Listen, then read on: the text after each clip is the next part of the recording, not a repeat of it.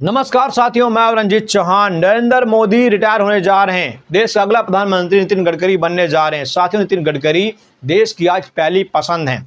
आज देश नितिन गडकरी को पसंद कर रहा है। नितिन गडकरी की ईमानदारी की मिसाल आज देश देता है। नितिन गडकरी ने एक बात कही थी, कहा था कि आज हमारे देश में जहाँ सभी नेता आम जनता की बात करते हैं, जनता की भलाई की बात करते हैं, ऑन कैमरा वो जनता के लिए अपना दुख दर्द बयां करते हैं, लेकिन जब चुनाव आता है, जब वो चुनाव आता है और जो चुनाव सत्ता की मलाई खाने की बात आती है, तो ये नेता अपने लड़कों को आगे कर देते हैं।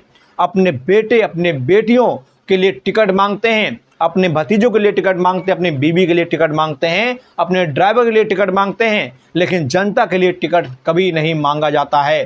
किसी आम कार्यकर्ता के लिए कभी कोई नेता नहीं खड़ा होता है। पहली प्राथमिकता ये नेता अपने बच्चों को देते हैं।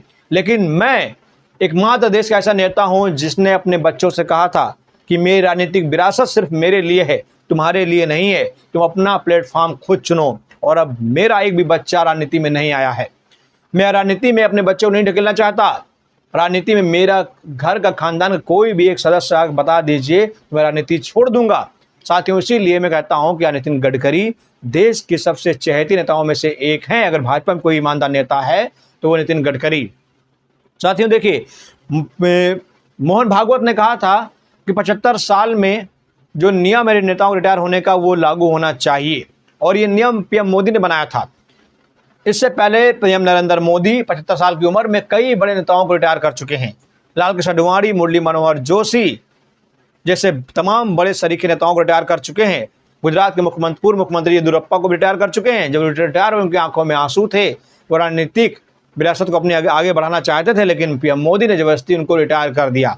आज खुद मोदी 75 साल के हो गए हैं, तो रिटायर क्यों नहीं हो रहे हैं? चलिए आपको हम बताते हैं कि नितिन गडकरी क्यों देश की आज पहली पसंद हैं। साथियों देखिए, खबर है कि मोदी रिटायर हो तो गडकरी बने PM. RSS chief Mohan Bhagwat के बयान पर कांग्रेस के एक विधायक ने नितिन गडकरी को प्रधानमंत्री बनाए जाने की मांग की है। उन्होंने इसके लिए आरएसएस प्रमुख मोहन भागवत के रिटायरमेंट वाले बयान का हवाला दिया है। कांग्रेस विधायक ने आरएसएस प्रमुख के बयान का स्वागत करते हुए कहा कि अगर इसके हिसाब से नरेंद्र मोदी पीएम पद से रिटायर होते हैं तो गडकरी को पीएम बनना चाहिए। वह इस पद के लिए सभी सही चॉइस होंगे। बता दें कि मोहन भागवत ने कहा था कि 75 साल की उम्र पूरी होने के बाद नेताओं को सत्ता से इस्तीफा दे देना चाहिए। इसके बाद कांग्रेस ने निशाना साधते हुए कहा था कि मोहन भागवत का इशारा पीएम नरेंद्र मोदी पर है। गौरतलब है कि पीएम मोदी इसी साल 75 साल की उम्र पूरी करने वाले हैं। कांग्रेस विधायक बेलूर गोपालकृष्णन कर्नाटक के सागर विधानसभा से विधायक हैं।